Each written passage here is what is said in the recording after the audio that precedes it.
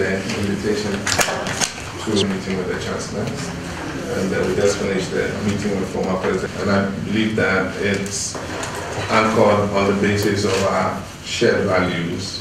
From 2014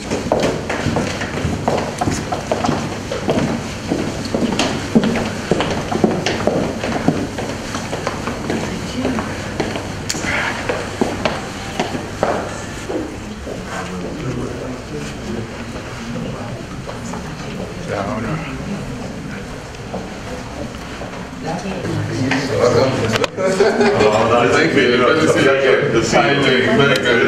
Let's take it. So, Mr. Miller was just here. Yes, yes. Thank you very much. We had a very long discussion, a lot of interesting things. So, there's Chancellor Merkel already? Yes, and the President.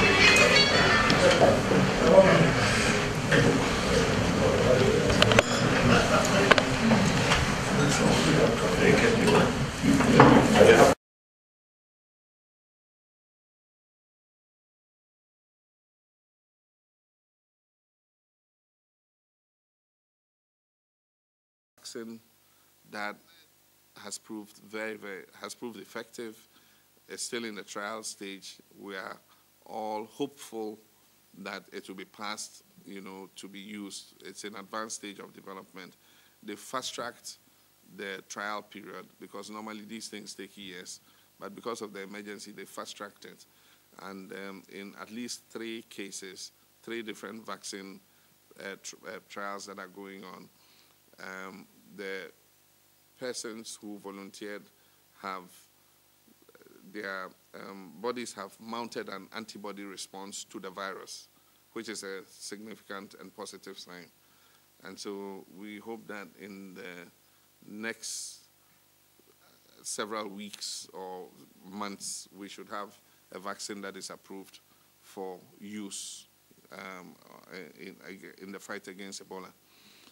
Gavi, which is the Global Vaccine Initiative, and others are looking to see how they can subsidize the first batch of vaccines so that we can have them available. And we're conversing all our partners that that first batch of vaccines should be deployed mainly to protect health workers working in the areas affected, so that the health workers who are directly involved and at risk, including the burial teams and others, will be the first to be vaccinated so that they have some protection to be able to do the work they are doing. And it is expected that around 250,000 to 300,000 vaccines probably will be available at the beginning. And so we're looking at that. Aside from that, further vaccines that come, we will look at. We think that priority should be given to endemic areas in terms of giving vaccines to people most at risk, in those particular areas. So that is the positive news that is coming out.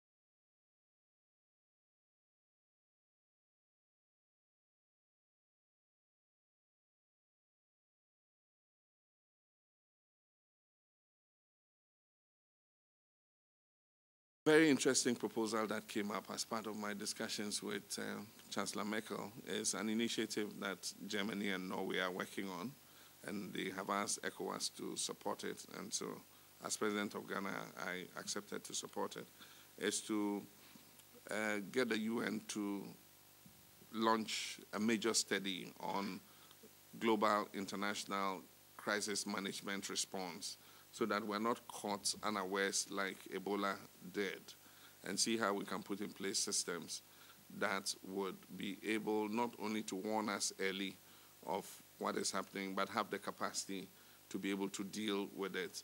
But then it goes beyond that, and it's part of what we've been talking about in ECOWAS, is to look at the post-Ebola era. How do we strengthen public health systems so that we don't have an epidemic spiral so out of control that it takes the whole world to come to be able to, contain it? How do we have early warning systems in place so that we're able to react earlier than we did? And so it's a proposal that will come up, and I'm sure the UN will take it up and do a high-level study and give us a recommendation on how we can prevent something like this from occurring in the future.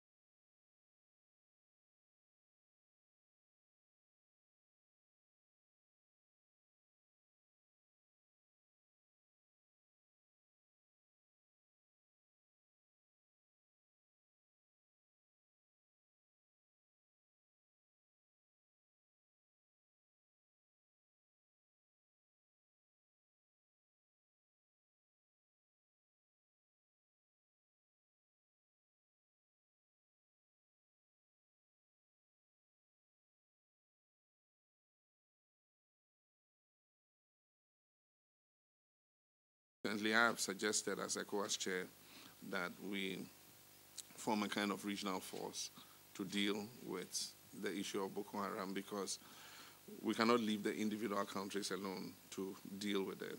It's terrorism of the kind that Boko Haram presents is a regional threat. No country in West Africa can say that it is too far away to be affected, because the thing about terrorism is, as long as it exists, it's like a cancer, and it continues to spread. And splinters of it can break off and go to the liver. Another splinter will break off and go to the heart. Another splinter will break off and go to the kidney. And so you need to deal with the cancer and make sure you not only contain it, but, kill it. Suggestion to have a strong center for disease control in West Africa, so that we can quickly analyze and continue to keep surveillance on diseases and have an early warning system, so that in the event of any outbreak, the alarm will go out stronger. Instead of flying in experts from CDC and WHO to come and see, confirm or ascertain whether there's an outbreak or something, to have a center in the region that is constantly monitoring, and it's easier to report to and quickly send people to find out what is happening. So that's one of the things that ECOWAS is promoting, that we have a center for disease control in West Africa, so that in future, if any such things occur, we're able to respond more appropriately than we have done. The news is much better than it was 3 summits ago or 3 conferences ago.